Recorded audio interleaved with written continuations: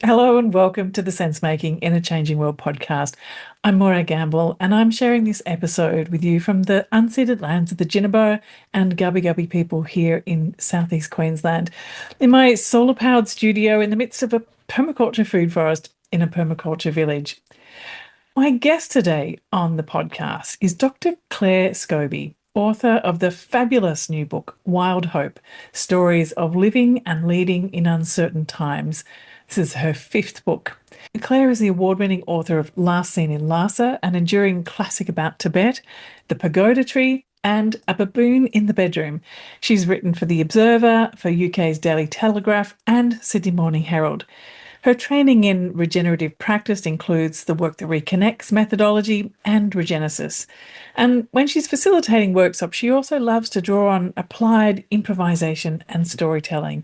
And through her company, Wordstruck, she and her team help global companies, not-for-profits and sustainable businesses uncover stories that shape their work and the change that they want to bring into the world. In our conversation, Claire and I talk about her new book, obviously, and she tells me the story about how she heard about a tiny marsupial called the Bramble Cay melomys, and when it was declared extinct in 2019, and how this shifted her completely from denial into what she calls wild hope. We explore so many things in this podcast, from Prigogine's islands of coherence to how change happens in hyperlocal ways and then ripples out. Claire shares lots of stories from her book, stories that are tickling systemic change, and why storytelling itself is a regenerative practice. Now, this is the first time that Claire and I had met and talked, but after we turned off the recording, we kept on talking for ages and ages, and I'm so delighted to have met her and to be able to share this fabulous conversation and book with you. I hope you enjoyed tuning into my conversation with the wonderful Dr. Claire Scobie. Well, thank you, Claire, so much for joining me here on the Sense Making the Changing World show. It's an absolute delight to be speaking with you. I was just saying before we opened up, I've just had the best time reading your book, Wild Hope, which is due out on September the 1st, which we're recording this on the 18th of August. So it's almost out. So your life is in the midst of change at the moment. But we'll talk about the book in a moment. Perhaps just to let us know like where you're calling in from, what place you call home, so people can kind of locate you in this conversation. And welcome.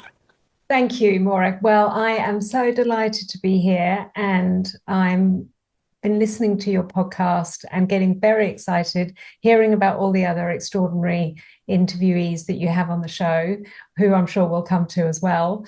So right now I'm on Gadigal country in Sydney. I'm in the inner west of Sydney, and as I always like to say, I'm on land which has never been ceded, and always pay my respect to the original storytellers of this land. My book is about stories.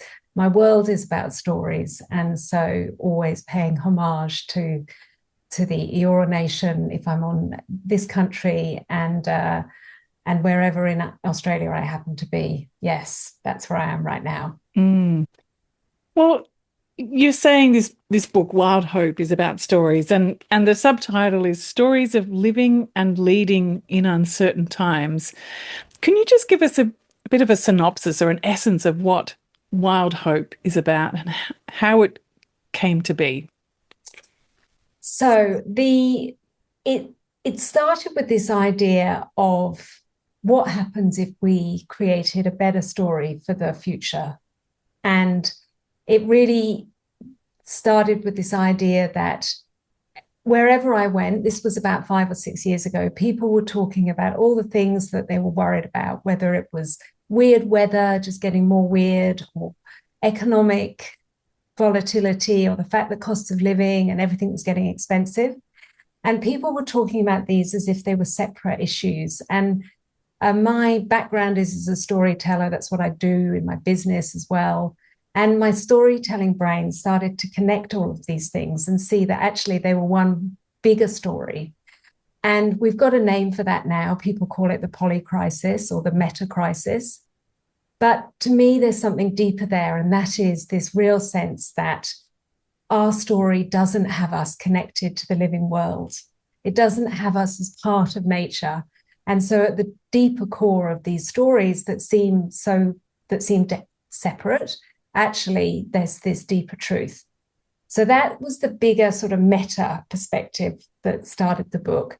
And then something very personal happened to me. And it was when this became real, I guess. So about 5 years ago, 2019, so 6 years ago, and I'll be honest, Morag, I was trying to do everything I could to not think about the state of the world around me. I was probably in active denial.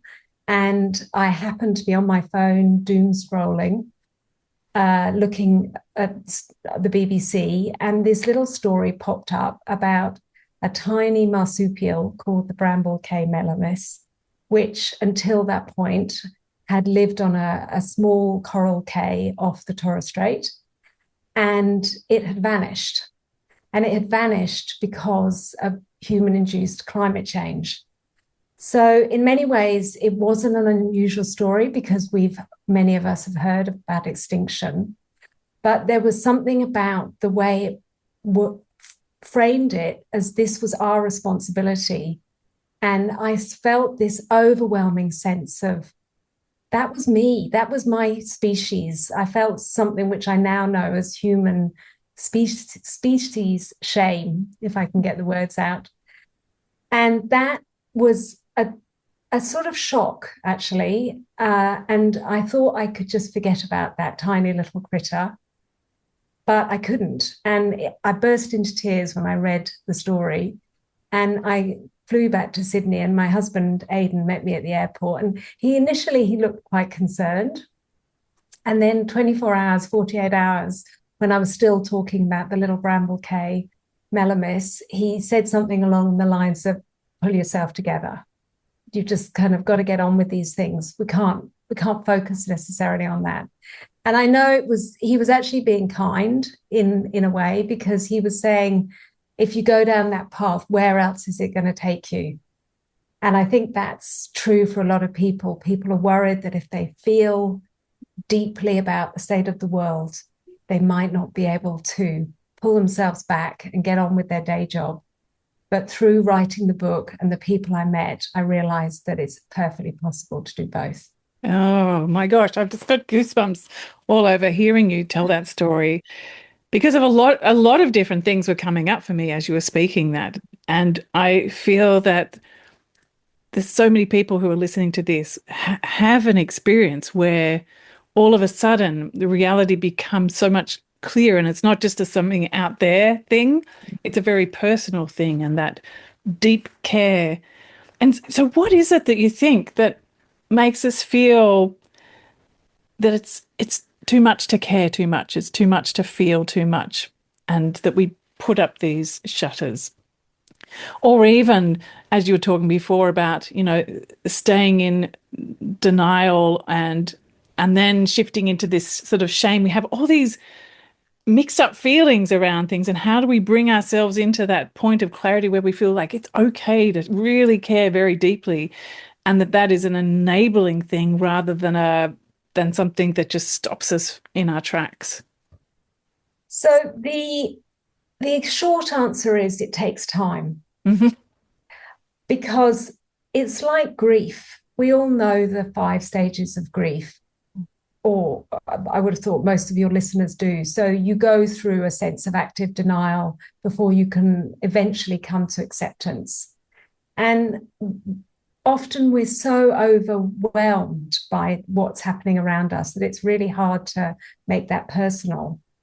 But two things, I think, to answer your question. One is that stories are a really good way to help us connect with what's really going on. And these might not be big stories. These might be the small moments that you actually only experience yourself, or you only experience very personally. But the second thing is there are processes and rituals and ways of learning how to integrate these big emotions. And that's something that actually I learned how to do through the Work That Reconnects, which is Joanna Macy's work, which we might talk about a bit more. So there is a way to accommodate the emotion. and to maybe not accommodate, integrate the emotion within us. But we also have to be willing to do that, and it's okay to take small steps. And the bit about the small steps and the small stories and the small moments, I think is where the richness lies. Yet we often feel that, or have a sense that it's, shared out in general communication, that the small is not where the power lies. What do you think about that? Like in terms of shifting the narrative, shifting the stories, shifting where the action happens? Is it something that is in the, the big picture action, or is it something that is actually people to people, story to story, moment to moment, in that richness that the change happens? I mean, obviously from that question, you can tell what I think. I have come to also believe that through writing Wild Hope, that the change actually does start very hyperlocal, very much with your neighborhood, your street, your school, in your if you're at work, in the conversation you have over lunch with your colleague. It starts there because that's our way in. We need entry points. And what we're talking about on a bigger scale can feel really vast and overwhelming. So I'd like to share one of the stories from the book, actually. So Robb is this extraordinary woman. She's what I call an unlikely leader. And there's a lot of these stories in the book from these unlikely leaders who may not see themselves as that, but what they're doing is really change making. So she's from Northern Ireland, from this smallish town called Carrickfergus.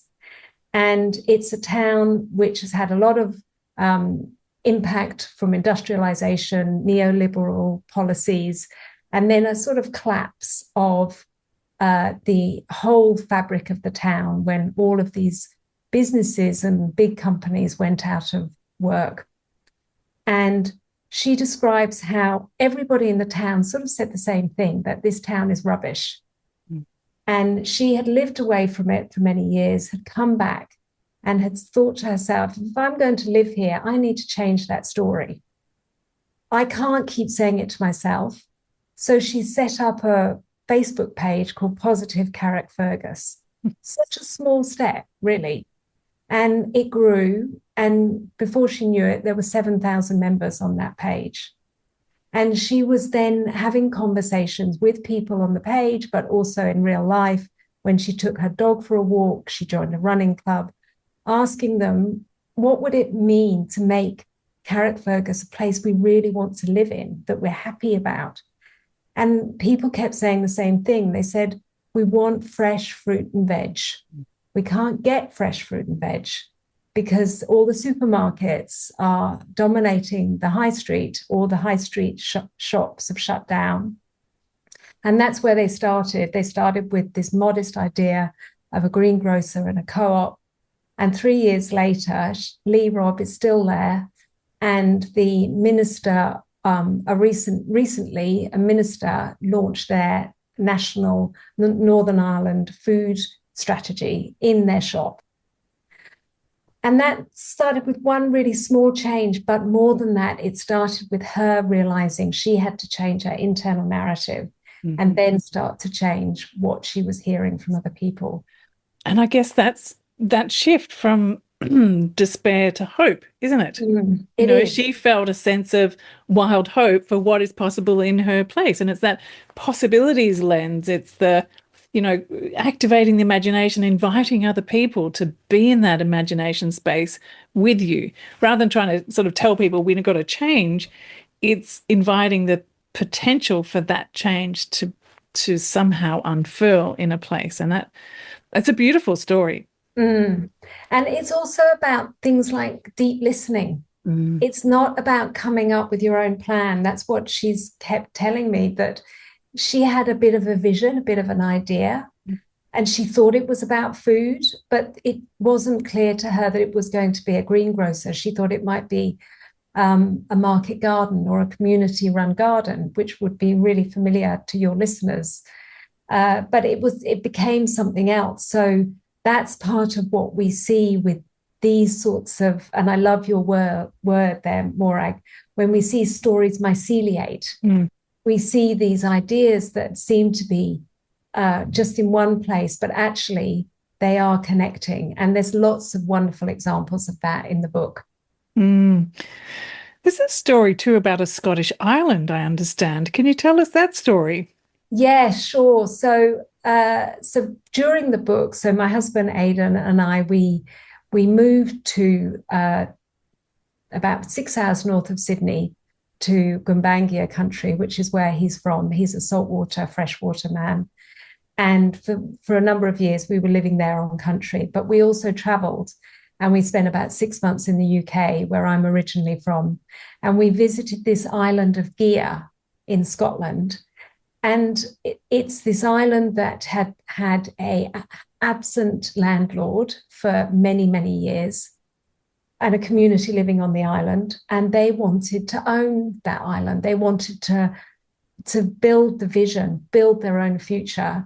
And at the same time, there was a change in the Scottish legal system, which meant that you couldn't have absentee landowners. So things came together, and that's often where you'll start to see these small changes become wider systemic changes. And visiting the island, hearing them talk, seeing what they were doing, how they were running their shops and their restaurants, and there was a great little venture you could rent a cycle and cycle around the island. All of those things they were now taking on board and finding that their own agency. It's really interesting because, I feel when I was reading that story, I was feeling quite a lot about how it is that, an eco-village runs, like where I live. There's a sense that, this is this is our place, and, we look after the roads and the water systems and the energy systems and food systems. And there's something about that sense of caring for country together, which is an ancient way of doing it, but I think we're just trying to relearn how to do that in sort of Western cultures. I wanted to come back to your husband's country though, because you were talking about language, and I love exploring language, but I found it fascinating that you were saying that there is no language so there's no word for nature in his language. And I wonder if you could speak a bit more about that, because, when we're talking about, often hear about, the problem is about we're disconnected from nature, we have to become closer to nature. There's so much conversation around that. And here's a whole culture saying, oh, we don't have a word for it. So I had this wonderful conversation with my husband's Uncle Gary Williams, and he's the CEO of Murabai Language and Cooperative Centre in Nambucca Heads. And I was really surprised when he said that. And I asked him to explain a bit more.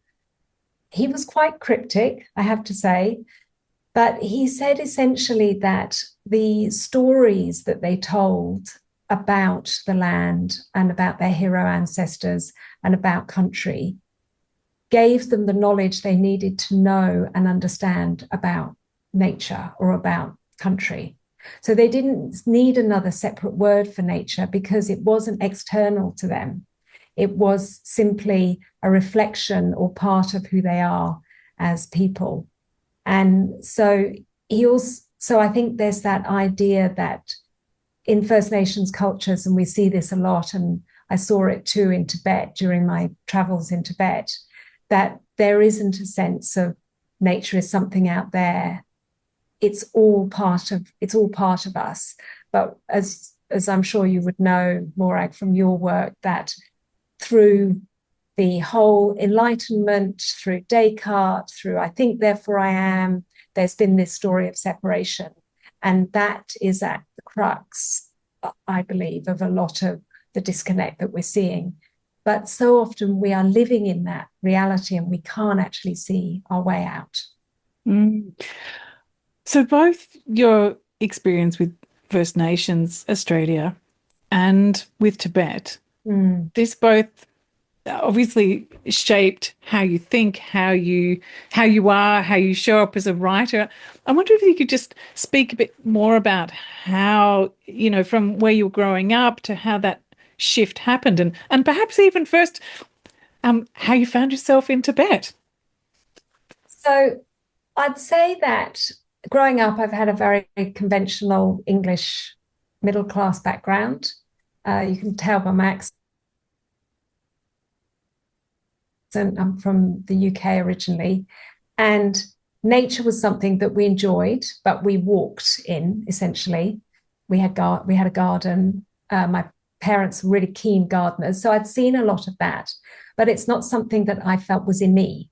And then I went to Tibet at the age of 25 as a journalist, and I actually went searching for this rare red lily. And on the second trip, we didn't find it on the first trip. I went back on a second trip and I met this extraordinary woman who's a Tibetan nun. And she had long dreadlocks, little bright pink cheeks, and a knapsack and a staff. And her life was spent on pilgrimage. And she was a wandering Tibetan nun. And she joined our second group in search of the red lily to this really remote area called Pemako, where you just have this connection between nature and humans. Everything is sacred, everything's animist. So it's a combination of both Tibetan Buddhism and the Burn religion, which is a very animist religion, which sees the spirit of trees and rocks. What's that religion? How do you spell that? I hadn't heard of that before. Oh, it's called BON, so burn, but I think there's a umlaut or something on the O. And is that a particularly Tibetan? So yes, it's a Tibetan, it's like a pre-Buddhist religion. And it still exists on the edges of Tibet. So because where we went was on the southeast part where it borders India, and it's still there in parts of Nepal and Bhutan and Sikkim. And what about Ladakh as well? I don't know. I've never been to Ladakh. Yeah. That's the place where I've spent almost a year in that area, and I'm asking because it feels like there's something there but I didn't have a name for it. I hadn't understood that, so I'm very curious now. Sorry for interrupting you. No, that's fine. So if you think of, people might be familiar with prayer flags, for example. That's something people love in the West. And they're beautiful because what they do is they capture the element of wind, and the wind carries the prayers across the land. And it's a Tibetan practice, but it's also a very Burn practice because it's elemental. So this really exposed me to this completely different worldview, this way of thinking that was almost like anathema, I think, to a Western way of looking at the world. And then I came back to the UK, and then I found myself some years later in Australia. And can I just interrupt you there? Sorry, because did it kind of crack you open, or did it just sort of polish you a bit? I don't know. Like, did it just sort of seep in, or did it just like? I'm asking you because it cracked me wide open being over there. I had to reconfigure myself after deeply being in that space. Yes, it did. It cracked me open, and it made me. It actually led to me feeling more Tibetan for quite a while than English, and to the point where I then lived in India for about a year. So you would understand this, Morag, if you've lived in Ladakh for a year. And I came back to the UK and I had reverse culture shock, where the UK felt strange because because of the onslaught of consumerist culture. And even to this day, I sometimes just have to walk backwards out of a supermarket or a big shopping centre. It's a joke with me and my husband that I'll spend the least amount of time as I can, because it's just it's sensory overload in a way that you probably don't want it. I understand completely. Yes. So fast forward to moving to Australia, I met Aidan, and he's a saltwater, freshwater man, and all these things he talked about from his culture as a Gumbaynggirr man, and meeting his aunties and meeting his sister, and understanding this intellectually, again, I'd say. But then it wasn't until living on country that a lot of these ideas became embodied. And I think that's the other thing about story. It's small changes, but it's also about how do we embody those changes and how do we feel them? And that's important. How do we feel them? And it's full of heart, isn't it? It's not just information transfer. It's a sharing of that deep, heartfelt, like embodied experience. So, and when you read it, it somehow infuses into you differently than just gathering a whole lot of facts and data. And I really do feel like our storytellers are the people who are bringing the kind of change that we want to see in the world, and activating our imagination and sparking possibilities and sharing. You know, you referred to Prigogine's Islands of Coherence in your book, and I really love that. And I feel like the way that these islands of coherence can become like archipelagos is by the sharing of the stories of these tiny islands. So perhaps if you could maybe speak to the islands of coherence and how you came to that, and what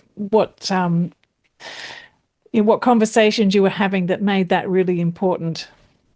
So the frame for the book is regenerative, and I became fascinated after my experience with the little Bramble Cay melomys, first of all about what stories we could tell to create different futures, and then realizing that currently the climate story is not going to do that. It burns us out, it leaves us devastated, it leaves us paralyzed. We feel like we don't have agency. Whereas when you look at a lot of the work of what you're doing in the eco-village and with permaculture, and also what regenerative practitioners are doing, they're creating something that's actually got hope and wild hope in there.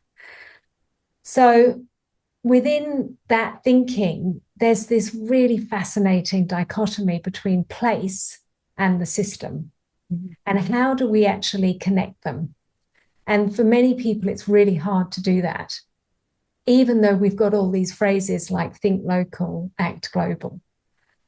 So islands of coherence are where we are actually seeing this sort of ripple and change, and it's starting to change the whole system. So I'll give two examples. One in Melbourne, which I came across when writing the book.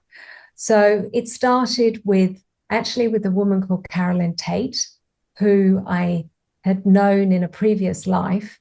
And she told me the story, how she was in lockdown 2021, desperate to have an experience of nature, was walking along the Yarra River and saw a dog swimming, and turned to this stranger and said, "Oh, if only to be a dog." And this stranger said, "People swim here every day." And a few days later, she was one of these brave souls with the Yarra Yabbies who swam in the river. So that's one connection with nature and one connection with the Yarra. So what was happening at that time was you had all of these different things, different groups calling for change to make the Yarra swimmable again. And you also had a legal movement that was happening to give nature rights to an entity like the river, which was granted in 2017.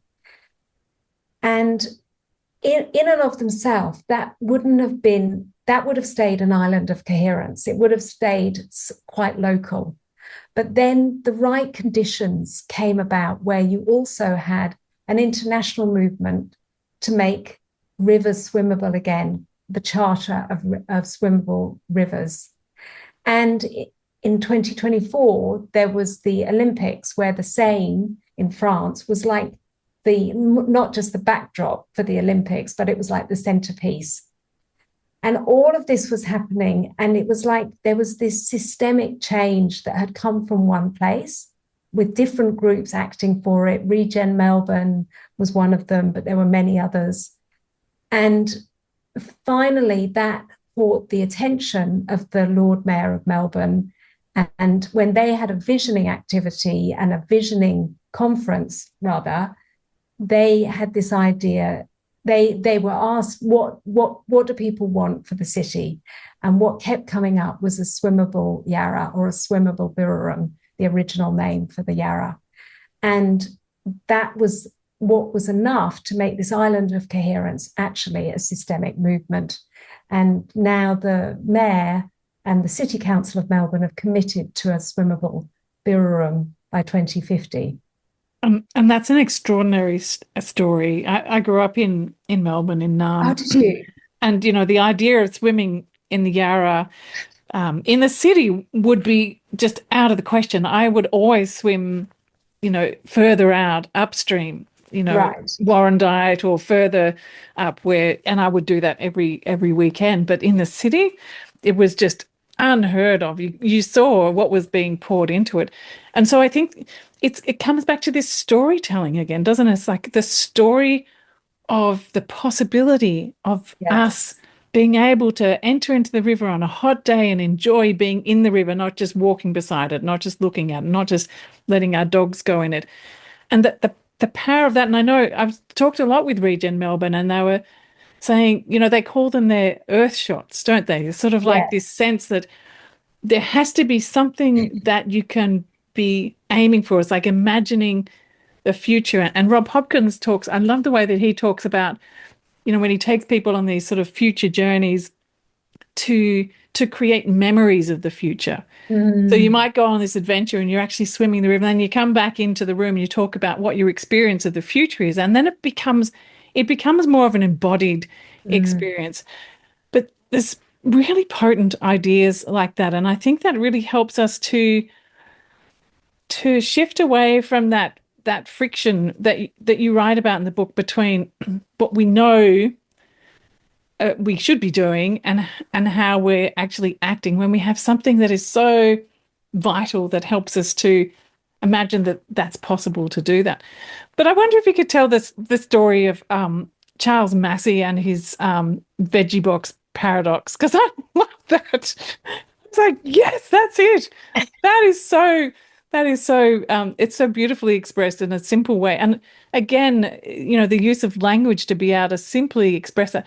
Because as someone who's into permaculture, and I know permaculture is beyond the garden, but I often find I explain lots of things about how life works through gardens and through ecological languaging. So when it talks about the veggie box paradox, it's like, yes, or the veggie garden paradox. Veggie garden paradox. So before I talk about that, just to pick up on what you said there about the river, there's that idea that these things aren't within our reach. We don't have permission to even think that. And that's where stories can really help. So if you've grown up in Melbourne, that's what all you've heard, the fact that it's a sewer, it's got trolleys in, it's our stormwater drain. So that's the narrative we're fed, you see. And then when you actually say, no, why do we have to think that way? Actually, the river is the lifeblood of the city. I think this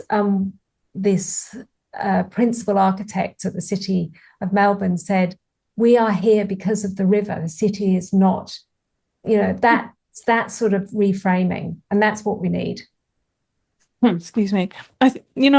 Coming back to the eco-village, I think it relates here too, and it's a really interesting way to think about how we design and develop human settlements in all ways, whether it be city, a suburb, an eco-village.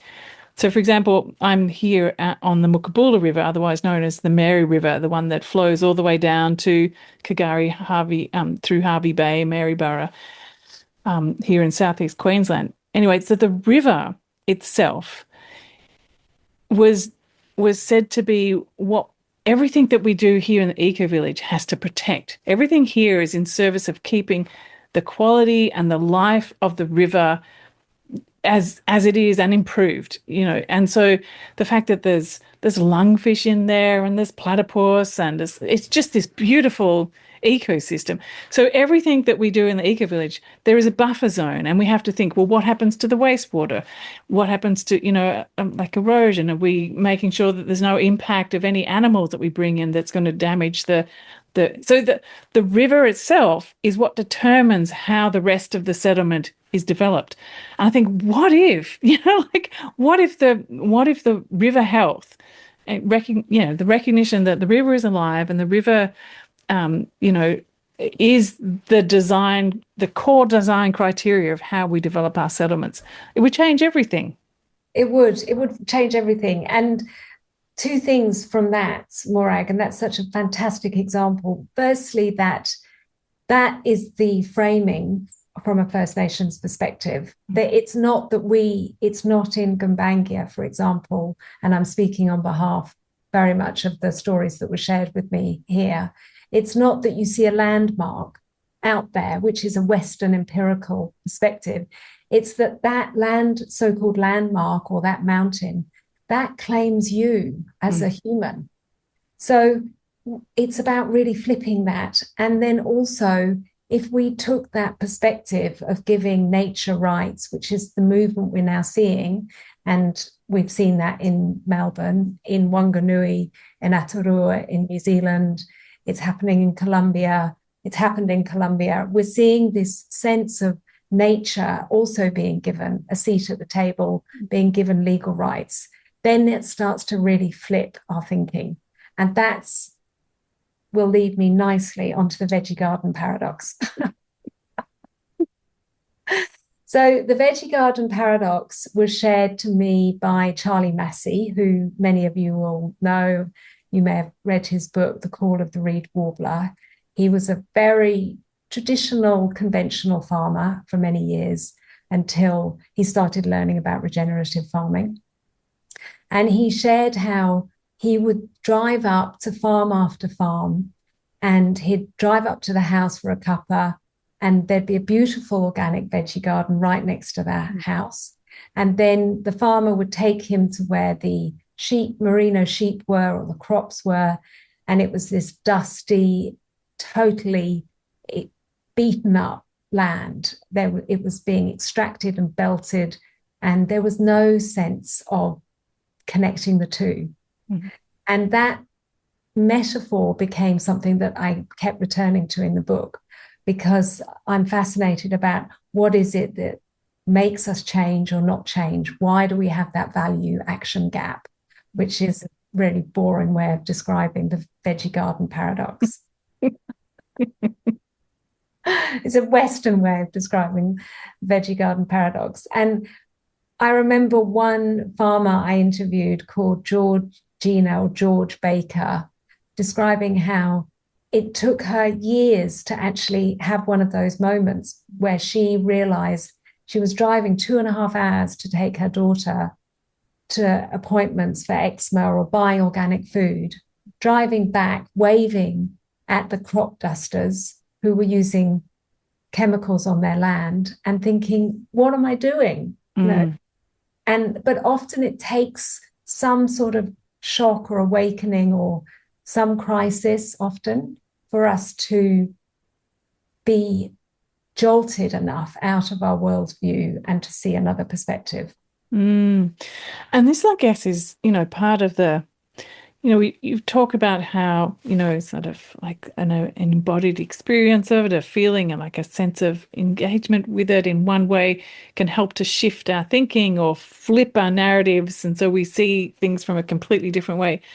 Like, given the state of the world, given the state of disconnection, what have you noticed in all the research that you've been doing and your own experiences and the conversations on country? Do you feel like there's ways to, I don't know if accelerate is quite the right word, but open more doors for more experience in a way that this can be felt? Because I think it's the feeling of it that is where we start to connect with it.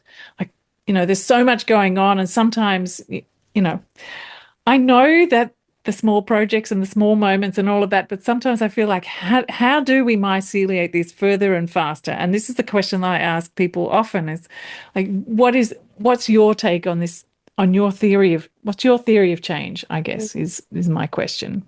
So that comes back to creating the conditions for change. And it took me a long time when I was writing the book to understand what that meant.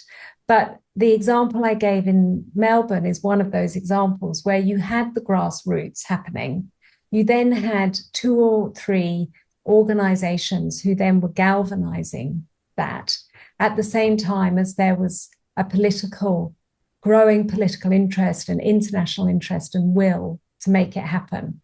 So that's one answer to that question. The other answer is that it's actually really hard to move faster than we are actually able to do, even though I get really frustrated about that. And I remember speaking to Giles Hutchins about this, and Giles Hutchins works a lot with businesses and leaders, and he runs immersions in nature in these woods in Sussex in England. And he said something like, all I can do is be a Sherpa. All I can do is be that person who's walking alongside.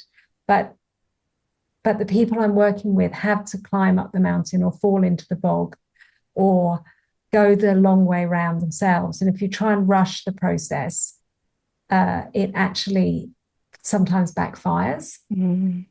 So my final answer to that is, yes, I'm the first one who says, let's do this faster at scale. And I sometimes have visions of trying to organize sort of experiential immersions. But also it's about being compassionate to ourselves about what we actually can do with the energy and the resources we have. Thank you. Beautiful responses. My mind went in lots of different directions as you were saying that, and mapping the terrain of my questioning. But coming back to this sort of sense of leadership, you spoke to Paul Hawken about leadership, and I thought it was really interesting because what we do hear a lot out in the world is like, we need more regenerative leadership, and he was saying those two words don't really go together. Can you tell us more about what he was talking about there, and what kind of leadership are you thinking we need more? What did you hear people saying is the kind of leadership, and how we step into those spaces? Yeah, so Paul Hawken, he's absolutely fantastic, and he was a huge support when I was writing the book. And he didn't see the words regenerative and leadership going together, because he said real leadership is about knowing that we are on a degenerative future right now. So if you're a CEO, you should actually, if you're going to be a good CEO, what you should be thinking about is the next 20 to 50 years. And unless you turn 180 degrees, you're not actually being a good CEO. So he was pretty firm about that. But other people I spoke to talked about it in terms of future fit leadership, which is not a term I love. And I think the problem is it's being co-opted now in business. But when you look at some of the original ideas about that, it is about creating environments, and whether it's in community or in business, where we are actually thinking in a very holistic way. We're thinking about the next 7 generations. So there is that sort of leadership out there. I also found that some of the women leaders I interviewed were less fatalistic than some of the men. So one of the women that I spent a little bit of time with, I was fortunate to, is a Torres Strait lady called Auntie Rose Makulu, and she's often goes by Auntie Rose, and she manages to be on the front foot with climate change and support this big legal case that is going on against the Australian government to take responsibility for climate change and the impact it's having in the Torres Strait, while also doing a day job and also being in consultations, doing a million things. But for her, it's all about coming back to her spiritual practice and coming back to the fact that she meditates every morning, and she always connects to what's actually going on in her heart. And that to me is this more and more the sort of leadership that I think we want, because this isn't soft power, actually. It's very, very compelling when you actually follow a leader who you really truly believe in and who is coming from that place of deep integrity. And often people like that don't really recognize themselves as leaders, do they? Because they're just so deeply, involved in what they're doing and doing because they care and they love, and they don't necessarily see themselves as a leader, possibly. That's true. And yes, that is true. And that's almost part of the beauty of those individuals. And that's perhaps why I refer to some of the people in my book as unlikely leaders. Because they might not see themselves as leaders, but those are the leaders that are all around us, actually. And the book really is this exploration of all these different futures that are already being brought to life in places most of us aren't looking, by the sorts of leaders. And I wonder whether you could just talk, so, that's about leadership, but what about power and where the power lies, and the power to change, or the power to keep things stuck, or can you talk a bit about the conversations you had around power? Yeah, so I was a bit slow on the uptake on this when I was writing the book. It took me quite a long time to realize how important the imbalance of power was, actually. And someone who really helped clarify that for me was Reece Proudfoot. And Reece is this really dynamic leader down in the Southern Highlands. Hi, Reece. I hope you listen to this. And he started off very much in the climate space and now is leading a regenerative consultancy. And he talked to me about the fact that power is a bit like a dirty word, that it's confronting for people to think that they might be taking a step against the powers that be. But actually, what a lot of regenerative work is about shifting that balance of power. And that's what has happened in Melbourne, for example. But to give people the experience of that, again, often small steps are needed. And a lot of deep sort of community work to help people who may be marginalized, who maybe have never thought about what they could do being given that chance. And again, I spent time in Bristol in England with this group called Ambition Lawrence Western, and this fantastic guy called Mark Pepper, who talked to me about how where he came from, they live outside of Bristol on a very low socioeconomic area. And he had always felt he didn't belong in those places of power. But through the work that they did to regenerate this huge community, which started really simply by asking 3 questions to the neighbours: what do you want? What do you want to change? And how can we get there? Through that, they've started this whole incredible movement. But he said the first time that he was taken into the big halls of Bristol, he felt really anxious and he wasn't sure how to act because he felt he didn't belong, but he had support around him. So I think that's how you speak to power. You get people around you, the right people, and then you build that confidence. And he says now he feels like he owns the place when it goes in there. That's so great. And I think, that is when you start from home and you have those deep roots and you sort of holding, metaphorically holding hands with other people, that you feel held. It's not just an ego speaking then, is it? It's like, I'm speaking with the land. I'm speaking with my community, and I'm sort of like maybe one of the branches of this whole tree, or part of an ecosystem. And I think it somehow shifts the nervousness you feel in your own self when you do that. You're sort of speaking in service of life or speaking in Yes. service of community, and that's a different way of showing up in place, I think.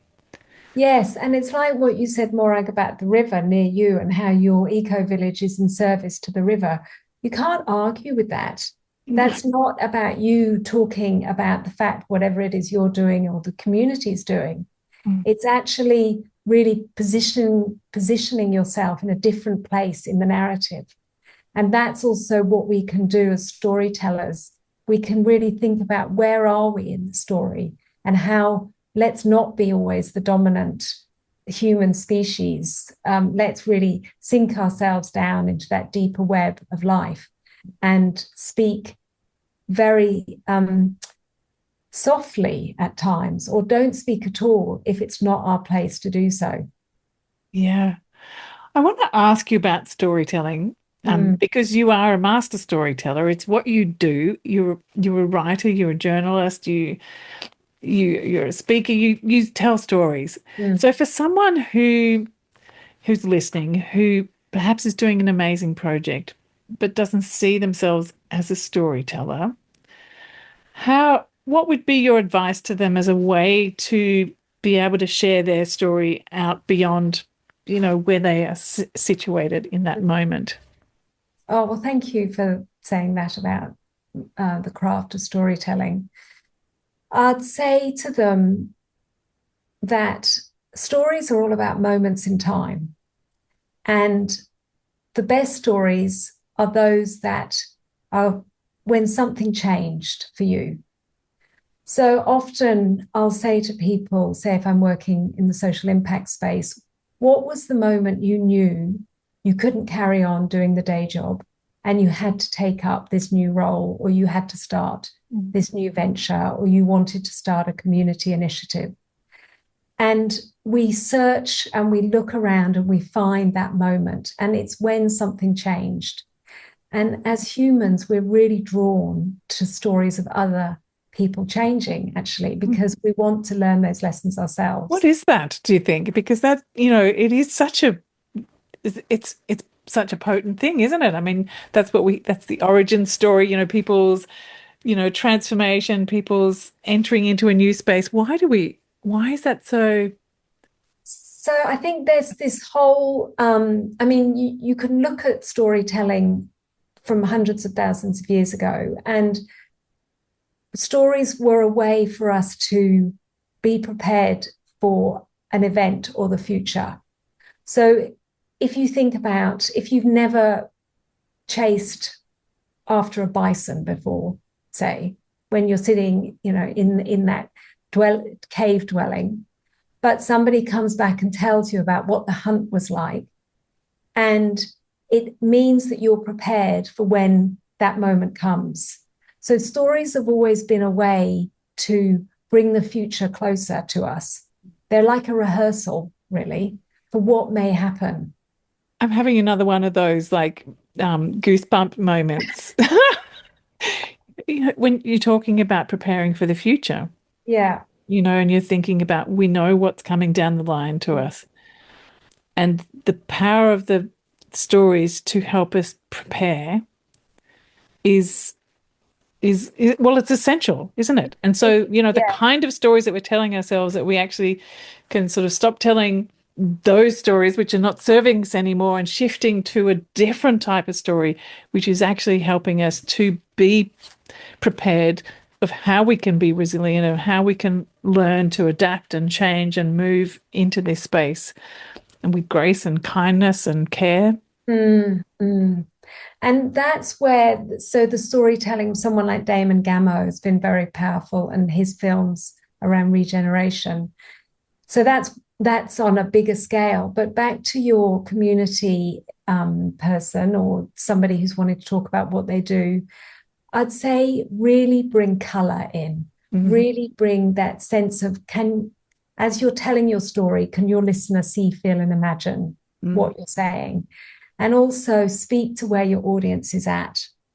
So that's the other thing I find, Morag, and you might have found this in your work, that there is a spectrum of adaptation, resilience, change, collapse. And people are on different points of that spectrum. And if you're speaking to someone who hasn't even really thought about anything beyond how they recycle, it's not helpful to talk about it's not even probably helpful to talk about the rights of rivers. It may be, but you've got to test that out. And I think often people think that they get so excited, and I know I'm guilty of this myself, where you're kind of evangelical about what's happened to you and the experience you want others to have, but always going back to stepping into your audience shoes. Yes. And I think we mentioned this before about not trying to tell anyone how anyone should be, but sharing our own, like being really reflective and humble about the experiences that we have. And it's actually something that I really loved about how you were sharing so much in the book. Is like, I hadn't, you got to that point saying like, oh, I hadn't thought about it like this, or not those words, but, you showed your own insights and your own learning. And so as a storyteller, I guess that feels really potent too, to really make it explicit, like how and where and what it was that really brought a sense of awakening to you. And then that helps us to, as a reader, to reflect on, oh yes, well, I've had experiences that might be a bit similar to that, and then to start to open up new doors and ways of seeing. Yes, and that was very interesting to write it like that. And I very much wanted to write this book as a guide, one or two steps ahead of the reader, because that's how I feel. I'm not an expert. And in fact, in regenerative thinking, we don't want experts because they're the ones who think they know everything. Actually, regenerative thinking encourages us to test it ourselves, see what works. But we live in a culture of experts. And again, to your question about, if you're starting small with an initiative and you don't have the skills and you don't even have permission to start, that's when you start. Yes. That's wild hope. Yeah. So as a call to action based on all of your book, with sort of many other stories that we haven't touched on, and much deeper into all of the stories that we have, what would be sorry, this is a very difficult question because I know there's not one, but is there a particular call to action that you are, as an sort of an essential call through this book that you're inviting people into? I'd say that idea that start in your place where you are and begin before you're ready. Yeah. And talk to people with a really open heart, that you might have an idea or an initiative. Listen deeply to what they're saying and what they're not saying, because that's the other thing about storytelling. You're listening for what isn't said, and then gather the strength and the courage within you to start anyway, because that's how futures begin, different futures begin. And that's very much the stories that I kept hearing again and again with Wild Hope. And that's wild, actually. It's very wild. And I wonder, so your book is coming out very soon. Yes. And I'm imagining this would be a beautiful book to actually have these small community groups, perhaps even picking up as a book club type of, or a conversation starter. I wonder if there's some questions that you would like to invite people to consider if they were reading it together as a group. So I'd love to ask people, what is the story that they think they're living? And is it the right story for this moment in time? And if it isn't the right story, and you know that in your heart, you know that there's that great line that the playwright who wrote Bog Witch told you. Oh, I love her. She was great. So she talked about if you've got a hole in your soul, then you probably know that this life or what you're doing isn't right for you. So my version of that is, which story are you actually living, and do you still want to live that story? That's probably the first thing. And then how can you, wherever you are, whether you're in the city or on the land, in a high rise, how can you keep coming back to the fact that nature, the living world, is actually supporting us in all sorts of ways? How can you learn to create that sense of connection? And it can start very small, and it can start on your windowsill. And then the third thing is, what can you do to care for yourself more deeply? Because often within this process of change, we do need to really take care of ourselves, as well as think widely about caring more deeply about the living world and Earth and our planet. So, Thank you. yeah. Beautiful way to wrap it up, because that radical care and our ability to continue sharing out wild hope needs to come from that sort of regenerative action in our own lives as well. So beautiful. Yes, thank you. It's been such a pleasure talking to you. Thanks. Thank you, Claire. Thank you so much.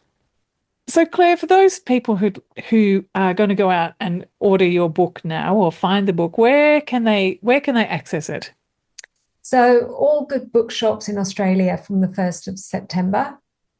I particularly am liking the fact that the Nile bookshop has 20% off. It may still, that's an online bookshop, but all good bookshops. Substack, Wild Hope, if you're into reading and writing, and that's your nook. I'm really unpacking some of the bigger stories in the book, those that didn't quite make the final cut. Right. And I'm also doing interviews with people from the book, The Wild Hope Voices, and also LinkedIn and a new Insta page called Wild Hope Book. Well, thank you for listening, and thank you, Claire. You'll find the links to Claire's website and her book, which is coming out on September 1st, in the show notes, and you can find her book in all the good bookstores. As always, if you'd like to go deeper with me into the kind of permaculture education that weaves together the threads we explore here in a grounded ecological way, focusing on systems thinking, place-based connection, regenerating landscapes, restoring biodiversity, creating healthy human habitats, and learning how to craft an education program to introduce this to your community or profession, then you're welcome to come and join me at the Permaculture Education Institute. You'll find the links for that in the show notes too. Thank you for listening, and I'll see you